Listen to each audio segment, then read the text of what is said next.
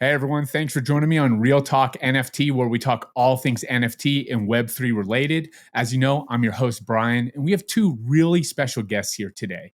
We have co-founders Josh Jones and Rob Gregg of Cornucopias on the show today. Cornucopias is a AAA online role-playing game where they utilize Web3 and NFTs, and I'm super excited to have them on the show today so we can dive deep and learn all about the new project. Guys, Josh, Rob, thanks for joining me today. Hey, thanks for having us. It's good to be here. Hello there. And I got the name right, Cornucopias, right? Yeah, you did. Okay, good job. Okay. All right. Yeah, there's just for the audience right before we were talking about it a little bit, and I realized there was an S on the end. So definitely want to make sure we get that right because honestly, I was on your website right before we jumped on here, and we were talking about this before the show, but your game trailer is outstanding. We'll probably embed a few of the videos in this podcast, but just awesome stuff, guys. Give me a little background of, how you got into Web3, how you got into NFTs, and how you came up with this like inspiration for this awesome game. Okay, sure. Background on Web3 is I started getting in around 2017, and that's when I really discovered why I cared about crypto, knowing issues that I had with monetary policy in the States and around the world, and what crypto and blockchain does, I believe is very powerful. Got quickly involved into the Cardano ecosystem. I was attracted to their approach to doing peer review and taking a slow approach to building out their tech and making sure to build it right with the right foundation. But that said, we've always been very cross-chain minded. We want to be interoperable and available to all of Web3. In fact, we recently launched liquidity on Uniswap as well, which is on the Ethereum chain. But so that's kind of how I got into blockchain. I met Rob, and the origin story is that Charles Hoskinson was doing a Catalyst. He was doing a video. Charles Hoskinson, the founder of Cardano, he's doing a video announcing Catalyst winners, which Catalyst is a accelerator for the Cardano ecosystem. The funding comes from the Catalyst chain or from the Cardano blockchain, and that's getting pushed out to community members who get voted on to add value to the ecosystem. Hoskinson had announced one of the projects. Rob was one of the first 50 developers to add value to Cardano that are from outside of the IOHK entity, which built Cardano. So it's pretty cool. That's how we met. And Rob had an idea he was tinkering around with and researching, and we started talking about it and modifying it and iterating on it. And it was about 2 short months of building trust. We still hadn't even met face to face. This is what's kind of cool. He's across the pond. Web3 for so you. He's in the UK. I'm in the States. And we're meeting and talking virtually. At the beginning, I have to be honest, I was like, I don't know about this. This seemed, because it's like I'm meeting this guy brand new. We haven't met face to face. We're building a relationship, but I trusted him, and we had like values. And it ended up that 2 months later, we launched Cornucopias. So that's my background and how I met Rob and how we got started. I don't know if Rob wanted to add anything there or not. Yeah, my name's Rob Gregg. I'm the other co-CEO of Cornucopias, just like Josh. And I started programming when I was about 12. I've been a gamer all my life. I've been an entrepreneur, set up my own business at the age of 20. Always working for myself or being an analyst and a contractor for corporate companies or other companies and following technology. So been into cryptocurrency around about 2017 at the peak, like everyone else, and had a chance to study all the different blockchains. And then in 2020, when the opportunity came about to start building brand new tech on this brand new blockchain, I mean, it was an opportunity that was too good to pass over, really. So I applied for that, and I was one of the original 50 members that were on Project Catalyst. And I wrote some open source software there, and I've been interested in cryptocurrency and going back 20 years into Wi-Fi, SMS, Zigbee, all kinds of different technologies, and it was just natural just to land here in the latest technology space. Well, you guys are in the right place here. Super happy you're on the podcast. I'm a big cryptocurrency guy. I've been in it for, I've been rinsed a few times, made a couple fortunes a few times. I've dabbled with everything through coins. I really got attracted to NFTs kind of, whenever it really started popping off. I actually was introduced to them really early on and had some good trades, but never held on to like these grails, we would call them, from 2018 on. But have a nice NFT portfolio. And personally, it feels like the meta is almost moving towards gaming, and I want to dive deep into the game because it just looks so awesome. But curious of what you guys think about just like the macro market and why.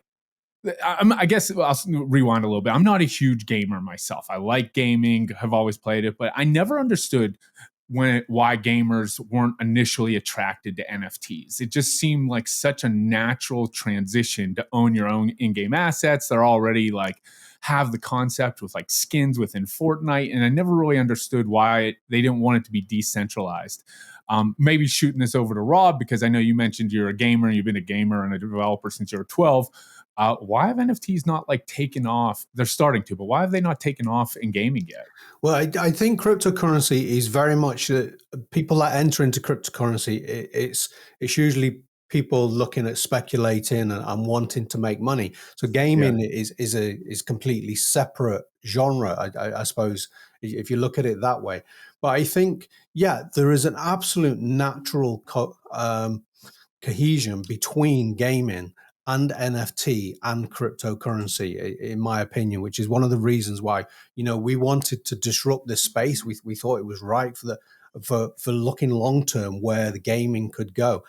Games since the start of time have always had high scores. They've always had in-game currencies. So that was naturally pairs alongside a cryptocurrency or a token. And exactly like you're saying, people are collectors.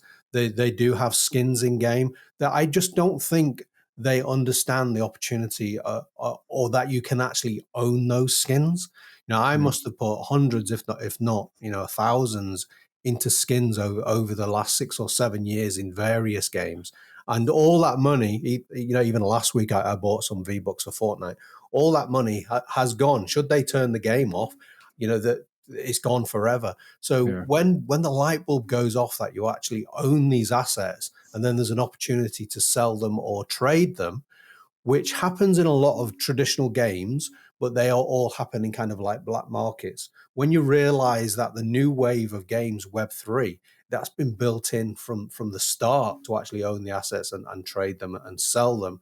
I think when people understand that is a huge opportunity to disrupt the gaming industry. Yeah, I would add to that just real quick that, if you're a big game studio in mainstream, it's possible that NFTs in this new Web3 gaming trend is perceived as a threat. So I'm not saying that there's propaganda against it, but that's a possibility for sure. And then also you have our own industry working against itself, so to speak, because you've got a good amount of people that are running scams and doing things of that nature. So that doesn't help us.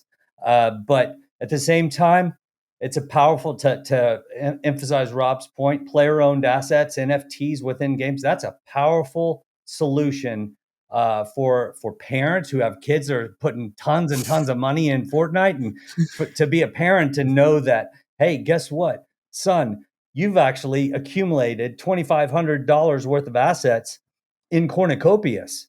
Let's take some of that and utilize it, or whatever it may be, whatever the use case is. But I think that's a powerful solution for gamers all over, really. Yeah, I have 4 little kids and they like love Roblox, and they're harassing me constantly about like getting Robux and buying. Literally, one of my daughters, who's 8 years old, was just the other day was like, I want to buy this, this, and this. And I was like, well, I'm now trying to help them manage money a little bit. I was like, well, you have some chore money. If you want to give me a few dollars, we'll buy, it was a very of a skin. And she was elated. And I kind of like walked back and I was like, this is the craziest thing in the world. Like, she was just so happy about like flexing this skin to her classmates on Roblox. It made her happy, and kind of the NFT dad and myself, I was like, this is cool. One of the things that we've preached really recently, at NFT Nation and Real Talk and our Real Talk podcast is just how the meta for gaming just seems to be there. Like I'm like pretty involved with like Parallel and their Prime token. Parallel's doing awesome. Yeah, it's doing awesome. I was like buying it. I was initially attracted to, this seems like a cool little game. This is interesting. I like the tokenomics behind it. We interviewed the team on the podcast, and after I talked with the team on the podcast, I was like, they really have something here. And I think that like 3x'd since our interview just a few weeks ago. And I was like, it just seems like that is moving forward. And I agree with both of you. It feels like the NFT industry mostly has to mature a little bit until people are like, especially these games, really want to dive in head first. But projects like yours definitely is going to make people feel really comfortable diving in. And I guess leading into my next question, tell me a little bit about Cornucopias and just the inspiration and what it is. Yeah, one comment real quick on some of the gaming moving over to Web3 and what's happening. Just real quick, the confluence of several powerful trends is occurring. So crypto is growing faster now than the internet, back when the internet was exploding. So you've got a trend of mass adoption happening with crypto. Gaming, mainstream gaming right now has more revenue than radio, film production, and music combined. So it's a powerful, two powerful trends occurring. And now when you combine those with a incredible solution of player-owned assets and empowering the players to really participate in the community involvement of Web3, you take a really powerful set of trends and create something that's just amazing if you lead with quality, which is what we're trying to do. And so to more to your question, capitalizing on that trend, Rob and I both wanted to build something that allowed for just abundant creativity. We get to create in so many different ways, and that's a value that we want our community to participate in with us. But when we were ideating on Cornucopias, it was a good amount of back and forth where we developed this idea and started presenting that to the community. The community spoke into it. Then our team started speaking into it. Our team now is up to around 31 or 2 internally, and then a total of maybe around 47 or 50. So we've built a pretty solid team in 2 short years. And there's a lot of feedback coming in from community and team as well. I don't know what you would add to that, Rob.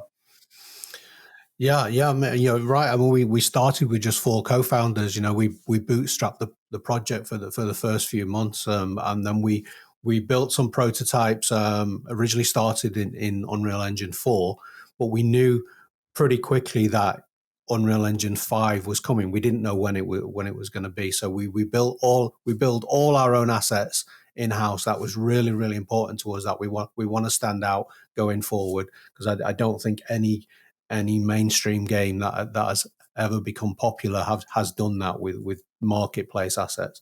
So we knew we always wanted to create our own assets.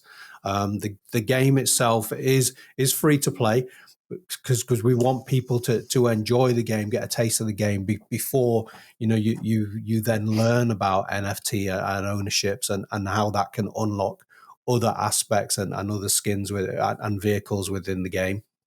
Cornucopias is an MMORPG game, like I say, developed on Unreal Engine 5. We're currently in early access testing, so we have about 400 or 500 people that have access to testing, and they get in there because they own NFTs, which is a great use case for NFT ownership. And I think, Josh, you can explain the overall lore and the brief elevator pitch a lot clearer than I can. Oh, set me up, buddy. You put a law ball there for you. Yeah, sure. I mean, the lore is that humanity has basically ascended from the Earth's surface and created a breathtaking new world in the sky. And this new world consists of a bunch of floating islands or domes. And what that does in terms of giving us differentiation in the gaming space is allows space travel utilizing our NFTs to go from dome to dome, but also to have a variety of experiences. Each of these new domes has a unique community and a unique look and feel to it. So, for example, what Rob said is already live is our Toledo Valley Raceway, which has a outer resort area that looks like a combination of Disney and Vegas. It's really cool. All sorts of moving, floating sky cars, and there's a monorail and all sorts of stuff to do in there. We have a ton more gameplay to add, without a doubt, to that area. We're very early stages, but it's beautiful AAA quality graphics. And then it's also got, you walk through that resort area and you get to the raceway, and people are pretty pumped. These are flying vehicles. So jet-powered flying vehicles, and they can break the sound barrier. So right around 1,200 miles per hour, you'll have an experience where you see something very similar to when a jet breaks the sound barrier. But anyway, this humanity having ascended to the domes gives us the ability to create a ton of variety within Cornucopias. And so it gives us the ability to continue creating, innovating. It even gives us the ability to create a dome and start testing VR at some point when that trend starts to get a little bit more infrastructure and a little more traction. It gives us the ability, we've done a custom dome sale where eventually we're empowering the community to start creating. So influencers like yourself or content creators like yourself, you might have a community of 1 million in a couple of years, and you might want to buy one of our custom domes and use the building kits to create your own PvP battle and tournament space for your community. And you can even monetize that. So there's some really cool things we have in our vision and roadmap, but we're still boots to the ground, developing as hard as we can, and thankfully going into what looks like a very positive 2024 for us and the crypto industry as a whole. So we're pretty pumped up. And these domes they're in 12 different theme zones, as we call them. So one is like a Colorado. That's Solace. We have Esperanza, which is kind of like a Wild West theme zone. We have Fortune, that's coming in the future, is more like an Asian zone, and we have 9 other zones that we haven't released yet, that they're still on the roadmap. And these worlds are all 8 kilometers by 8 kilometers, so there's tons and tons of exploring to go on in there. There'll be survival, there'll be combat, there'll be racing, there'll be fishing, there'll be building, mining, farming, all with player-owned land and player-owned assets. So what we wanted was a game that was ambitious, but that appeals to different types of gameplay. So we've got the adrenaline flying racing vehicles, and then we've got the kind of chilled fishing and farming, but also with the esports element of, we're going to have a racing league and we're going to have a fishing esports league. So we've got lots and lots that we're building over the next few years. We with our first offering being Toledo Valley, which is a mega dome, which has the MMO front end with all the different shops and the showrooms where you can go in and actually see with your avatar what these NFTs look like, and then you can go through the lifts and go out, and then you can go racing into esports. So it's an incredible experience even today, and we've been building for just over 2 years now. Yeah, I mean, I'm on the website right now. The graphics stand out. Just everything. It looks super smooth. Did you utilize a gaming studio, or did you build this all in-house? It's entirely internal. That's not to say that we wouldn't utilize a gaming studio in the future, but currently our plan is to build out as strong of a team as we can so that we're small and nimble. Because we've built that, what we've brought to market to date is incredibly fast for the level of graphics and the quality and the fact that it's entirely custom art. That's amazing. So really, Rob mentioned it earlier. We switched from Unreal Engine 4 to Unreal Engine 5. That was an enormous decision for us because at the time, 5 was not vetted. This was in 2022, around March or somewhere around there. And Unreal Engine 5 had just been released. And thankfully, our developers had been looking into it and were anticipating this. But it was a big decision for us because to move forward with that, you don't know what kind of bugs or issues or problems that they are going to have relevant to what you're building specifically. And we really didn't know what kind of issues we could encounter, which would mean we'd have to modify the engine to get around that, or whatever. The beauty is that we took the risk, and it enabled. So what I'm saying there basically is that really we've only been building since 2022 on Unreal Engine 5. And so we've accomplished a lot in that period of time. But thankfully, a lot of that was testament to the qualities that Unreal Engine 5 brought. It enabled us to massively upgrade our graphical quality and our speed of development in some ways. And in some ways it slowed us down, but we're thankful. It was a good decision. We're on the cutting edge of the most powerful gaming engine platform there is. Unreal Engine 5, the release is leaps and bounds beyond other platforms that are out there right now. It's remarkable what they've done. And so we've got a powerful cutting edge tool that we're able to bring to our community in the form of Cornucopias. It's exciting. Yeah, I mean, again, the art is spectacular. I mean, I look through a lot of these projects. I mean, that's what my full-time job is vetting NFT projects, and really have gone down the rabbit hole with gaming. And yours sticks out as one of the best I've ever seen. I'll certainly drop the link for everyone watching the video so you can check it out. I highly recommend you check out the website. So back to a little bit of the gameplay mechanics, the habitats, or were you calling them domes, I believe? Domes, is that yeah. So is in each dome, is there a different core gameplay? Like I see that you have like a first person shooter, you have racing, you mentioned fishing. Does it change with each dome? Yes, for the most part. Yeah. So Rob talked about it a little bit with the themed zones. So that, he mentioned Fortuna and Solace and Esperanza. Those are domes that are going to each have their own geographical environment, right? Their own look and feel and theme. And there's going to be building up on your property, participating in the in-game economy, crafting materials, farming, fishing, things like that. These little mini games as well that are going to be a lot of fun. But then you go over to, you could fly out, you can exit the dome. There's a lobby area in each dome, and you can exit that, and then you get into your NFT vehicle, or you get into free public transportation because the game is free to play. And you travel to Colito Valley Raceway and get a race in or something like that. And then there's going to be all sorts of tasks and quests and things like that, so that you can really, so that you're encouraged and incentivized to explore all that Cornucopias has to offer, which right now isn't a ton, because but we are building and releasing at a very fast pace. So we're just involving the community every step of the process. We've got mining in Solace 1 really close to release. That'll definitely be most likely in 2024. We've got Colito Valley Resort and Raceway already released. And so there's a lot of cool things that are going to be happening in 24. I think if we just touch on that just a little bit, when we call these mini games, when we talk about racing and farming and mining, and if I paint the picture, you start off you're in this huge dome which is 8 kilometers by 8 kilometers.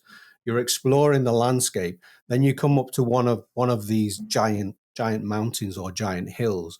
You then enter into the mining. You descend literally hundreds of meters under the ground, and then you go in, which is you could fall to your death in there. There's some surprises in there as well with the lore, and you're not just going up to a wall and then cracking the wall and mining. Yeah. As you're doing that, other people could be behind you. As you're doing it, some of the pay is coming to the ground, and somebody could steal that. And then you don't know what is in that pay either. So that pay can then go and be extracted, and there could be some extra things in there. And as you're chopping into those mines and mining them, they're getting bigger and bigger and more expansive. And the deeper you get, the more danger it gets. And that's just mining. So we're not just looking for traditional, like for fishing, just go and fish and pull out a fish. We're looking at all these different mini games, dare I say them, in real big detail, and trying to put as much detail and fun gameplay, not just on a single player level, but multi-level again, and all together. And yeah, I think the ambition for the game, I think, is huge, But I think if you look at some of the mining footage that we've done, and we had a demo of mining this year in Las Vegas where people were playing it. I think you'll see that, you know, we're achieving quite a lot of that we're setting out really, really early.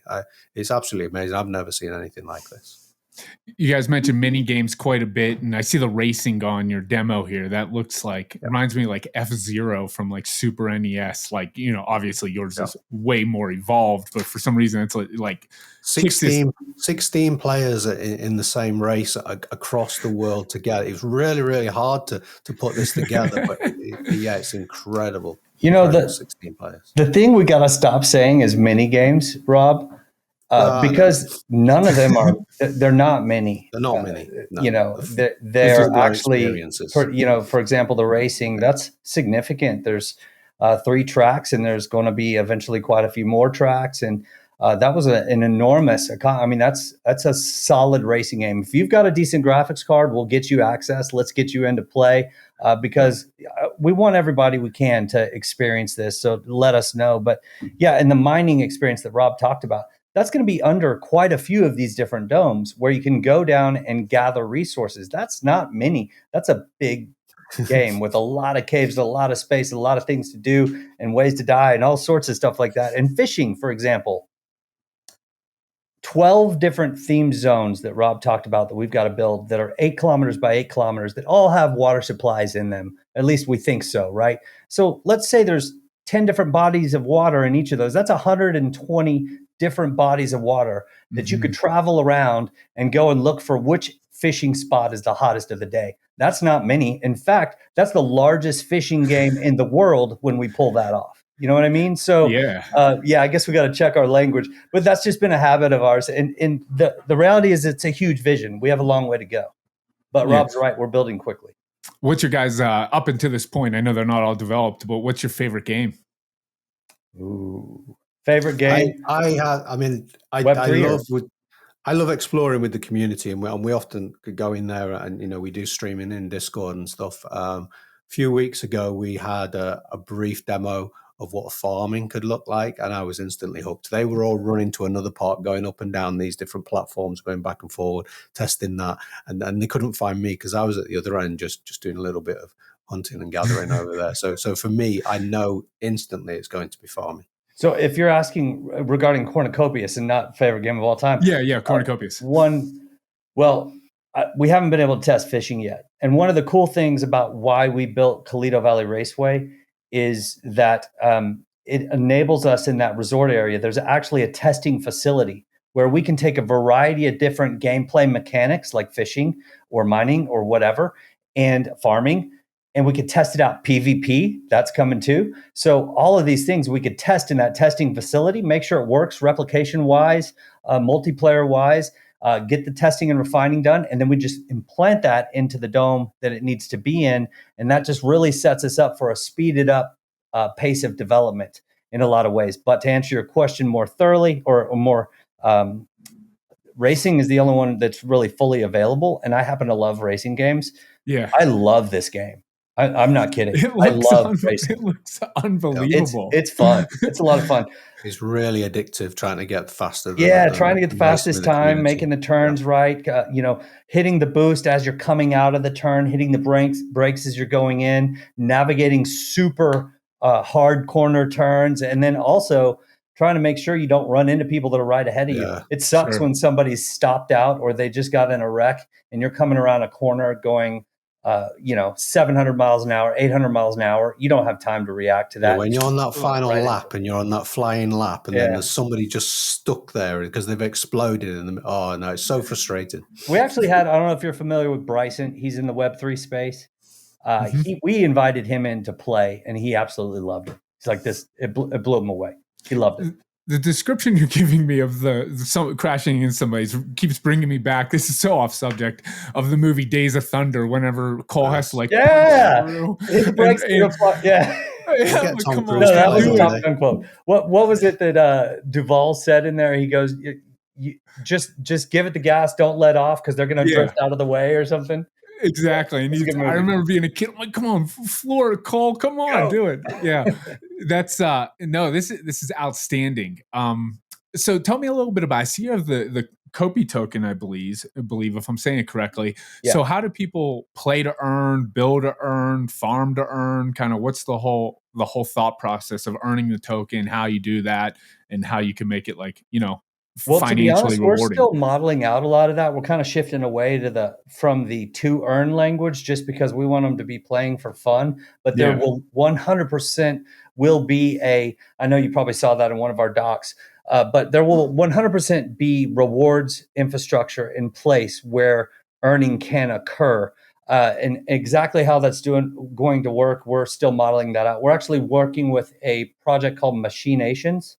Okay. Which does like Monte Carlo simulations. They'll take all of these variables that you have within Unreal Engine. They'll take your token, they'll take a variety of things, and they'll run Monte Carlo simulations to help us optimize that model so that it really works, so that the in-game economy is effective. And we're pumped to have a partnership with them and move that forward when the time is right, which is actually quickly approaching. So quicker than we want, really. Yeah. And the racing league, that will have Kopi token rewards. Nice. And the game will be split into various seasons where people come into a season. We'll have some kind of a seasonal pass or adventure for that season. And the communities and the districts will work together for themselves, and then they'll work together in districts. So we'll have district versus district competitions.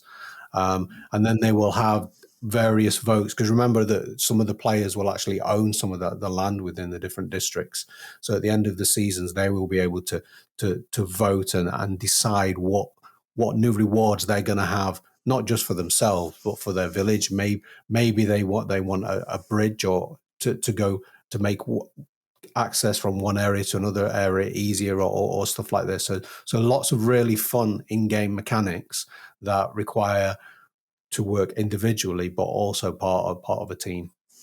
Yeah, one thing that definitely stands out is I love how you guys are being methodical about the token. You're not just like throwing a token out there to be like, hey, you can earn this, and we're not exactly sure what it's going to do. I love that you're being methodical about it, because that typically works the best. And then secondly, it sounds like you're really engaging with your community. Seems to be like a little bit of a stickiness to this game. Even the hour or two I was looking through it, I was like, started to get these like funny vibes about it, and I'm sure if I was playing it, I'd probably get pretty addicted. So love to see how you're engaging with the community. You mentioned earlier, and just not to bore any listeners, but I'm really curious about because this is a lot of talking points, and I'm a big believer in it, is your cross chain. You're not just like attached to one chain like Ethereum or Polygon or anybody like that. Can you kind of dive in a little bit deeper why you chose cross chain and what chains you're exploring and why? Yeah, that's an important question. So I'm glad you asked. We started on Cardano. That's our home chain, because that's partially where Rob and I met as a result of that, through the Charles Hoskinson video that I told you about earlier on. And we believe in a lot of the ways that they're doing things, but without a doubt, it was always in our plans from the very beginning to go cross chain. And the reason for that is we want to bring in gamers from all chains. It's not about a tribalism or which chain is better or anything like that. It's about what we're about. Our vision is to create entertainment and to bring people into something that's incredibly fun.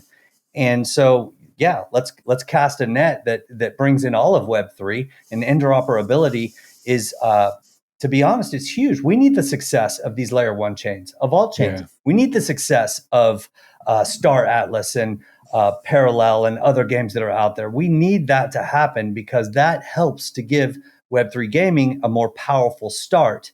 And furthermore, we're not just going for Web3 gamers. We want to eventually start channeling our marketing to capture mainstream gamers, because we've got a cool way of bringing them into what we're doing. And that's also why we led with incredibly high quality graphics, and we're creating a quality experience, is because mainstream gamers aren't going to tolerate some of what's currently out there. They happen to be the biggest fudsters that there are, typically more so than crypto. So we're aware of that, but and the time's not right to start marketing to mainstream. But that's why we had that strategy in mind. I make the joke all the time, and no offense to any gamers out there, but I feel like gamers are like, they hate everything, and then they love it. It's like they're like, no, I absolutely hate this. This is the worst idea you've ever come up with. This is the worst game ever. And then they like modify it. They're like, this is the greatest thing ever. I'm never gonna change. Yeah. It's so like it's such like a hardcore personality. It just takes one influencer to do a video on them, and yeah, but minds quickly change. And I think, in the past, there's been a lot of negativity about blockchain and crypto and kind of scams that happen in the area. That within mainstream gaming, like we talked about before, moving skins from one person to another, that whole industry is rife with black market scams that go on with PayPal and people moving things over. So, we wanted from a start to change that and give a safe environment so people can buy and sell and trade, because that's what people want. We're looking at cross-chain. For me, the blockchain should be absolutely invisible. Nobody should know that it's happening on a chain.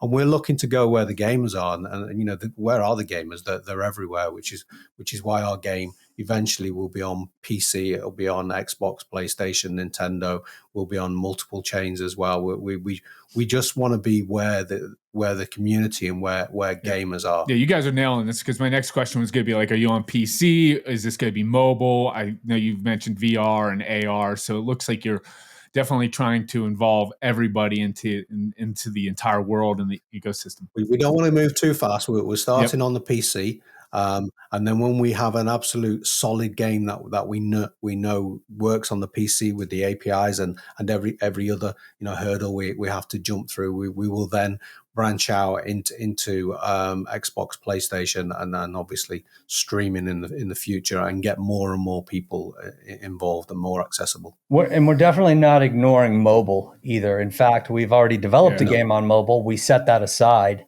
And we've got a good team in place to develop that when the time is right. We chose to focus our resources and deliver on some promises to community before we really try to captivate that market. But that's definitely a direction as well, in addition to everything that Rob is saying. And we might have something most likely that's tied into what we're already doing, so they work together, so to speak. So you could be working on your property. Well, I can't go any further. I'm not gonna. I can't reveal that alpha just yet. Come on, I think we need that alpha. We need clicks. Rob might be slapping me behind the scenes here. So he's in the UK. He's far. It's true. Take a flight.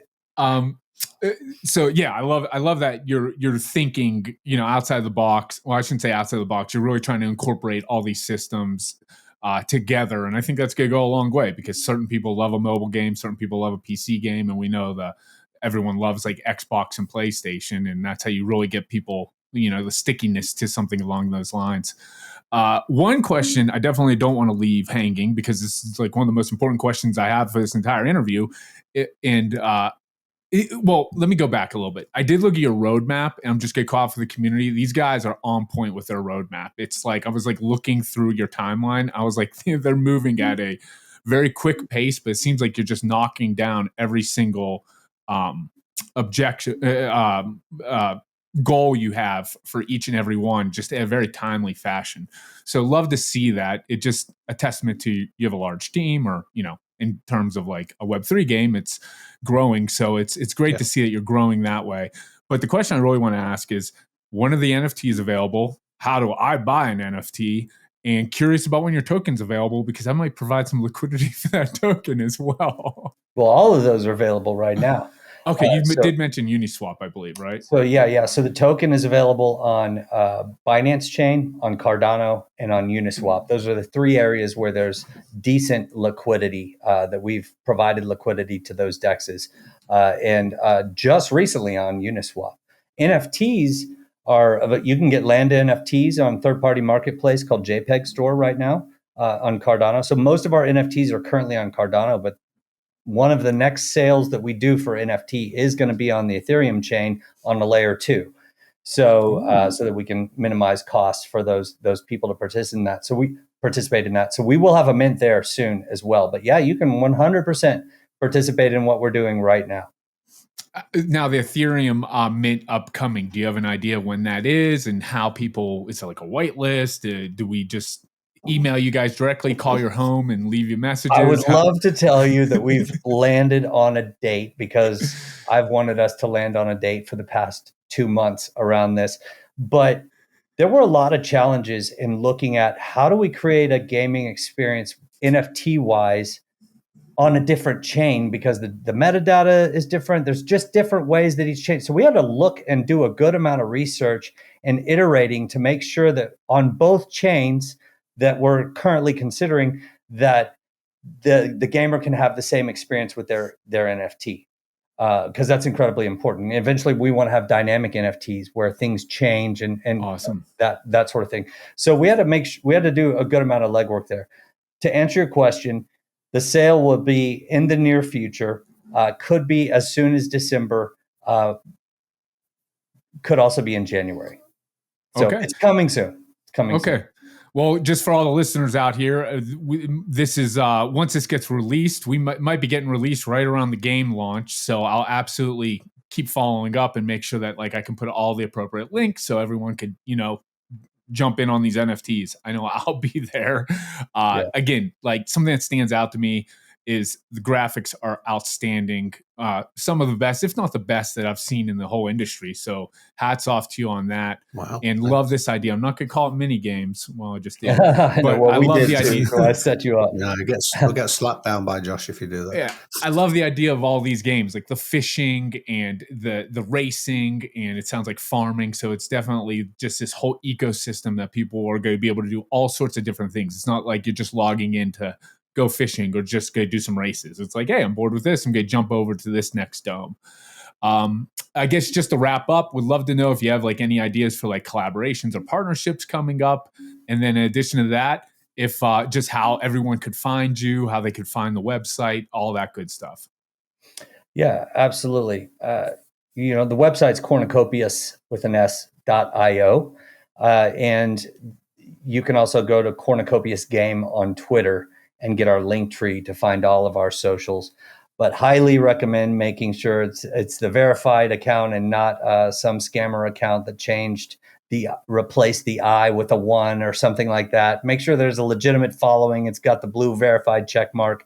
Only get information from our website, cornucopias.io. That's very important. To answer your question about collaborations, we've got a lot of potential, but right now we're really just boots to the ground and want to dodge anything that's too much of an operational distraction. If it adds significant value to our release schedule over the next year, we'll definitely engage something like that. We're always doing marketing type partnerships or open to marketing type partnerships that don't have that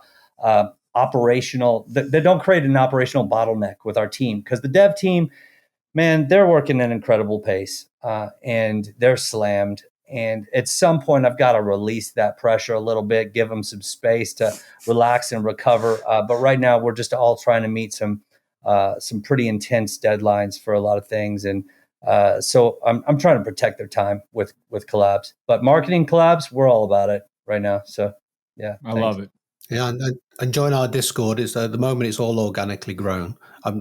Alongside our game, we also maintain our own wiki, which we call the Copy Wiki, and that's at copywiki.cornucopias.io, and that's over 400 pages about our NFTs. It's got all policy IDs. It's got monthly status updates. It's got the whole history of the game. It's got the roadmap on there, the tokenomics. Everything is there. Yeah. So go in Discord, say hello in there, and the community will often point you to the Wikipedia, which is now powered by Now the projects AI. have that wiki, right, Rob? How many pages is that up to now? It's quite a bit. Yeah, so it's over 400 and it's growing all the time. And with now it's powered by AI. You can ask a question in there and it'll come back, and honestly, it's incredible. It's pretty sweet. Yeah, I love it. You guys have a wealth of information here. Outstanding looking game. I would love to have you guys back on as the mint gets closer. We'd love to keep the community on top of it because I think it's a great project. I'm really not just saying that. It looks outstanding. I'll definitely drop the links for everyone down below so you can make sure you're going to the right website. We know how important that is for security. And there's tons of information on their website. Like they said, I was peeling through docs, reading through gameplay mechanics and the tokenomics, just really outstanding stuff. Rob, Josh, really appreciate you guys both joining me today. I think the community's going to love this game. I love what you're building, and really appreciate your time today. Yeah, well, thank you. Thank you for having us on. It's been fun. Thanks, and guys. We're definitely gled to come back. Awesome. I'm Rob glad. and I love talking, if you didn't notice. I love it. I love it. You guys are wonderful. This is great and a great game. So this is the type of stuff we want. You know what it is? It's not that we love talking. We're passionate about what we're doing, and that carries through to the community. So you'll even see if you jump into our Discord, Rob mentioned it, we have a pretty fun community that's passionate about what's going on. So yeah. And when you publish this, you're going to see them all over the place, putting corn symbols up on your feeds. You definitely will see the corn symbol. Yeah. I love it. Thanks again, man. Thank you, guys. Thank you very much.